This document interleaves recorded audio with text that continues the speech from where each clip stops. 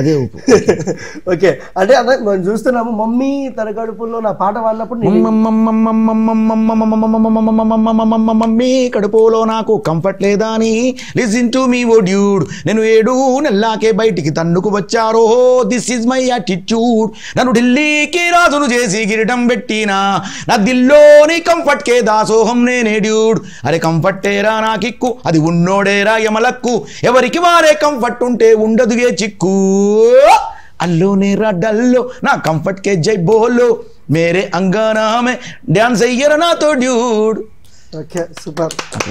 ఈ ఎందుకు పాడినంటే అన్నకు సురేంద్ర అన్న మంచి ఫ్రెండ్, ఆ రకంగా నాకు కూడా పాడాలనిపించింది. ఆయన బ్లెస్సింగ్స్ కూడా ఈ సినిమా ఉండాలని కోరుకుంటున్నాను. ఓకే అన్న, ఫస్ట్ ఆఫ్ ఆల్ మీకు ఎలాంటి కథలు ఎంచుకోవాలంటే ఇష్టం? అంటే మనము పొలిటికల్గా శాసనసభలో చూసాము, దీంట్లో ఒక బద్మాష్ క్యారెక్టర్ చేస్తున్నారు. ఎలాంటి కథలు అంటే మీకు ఇష్టం? అంటే ఫస్ట్ ఆఫ్ ఆల్ కథలు ఎలా అంటే నా బాడీ లాంగ్వేజ్ కి సెట్ కావాలి ఫస్ట్ పాయింట్ అది. సో ఇప్పుడు శాసనసభ ఉంది, సెట్ అయింది. బద్మాషి అని బొంపరం. ఇంకోటి వచ్చి ఇప్పుడు నెక్స్ట్ వచ్చేసి పోతురాజు అని చేస్తున్నాను. నాకు పల్లెటూరు బయోగ్రఫీ పోతురాజు అది నాకు యాప్ట్ అవుతుంది. ఆల్మోస్ట్ ఆల్ మార్చ్ నుంచి షూటింగ్ ఉంటుంది. పెద్ద మూవీ అది, చాలా బాగా చేస్తున్నాను. సో అది అలాంటి దాంట్లో ఫ్రెండ్ రోల్ ఎవరండి?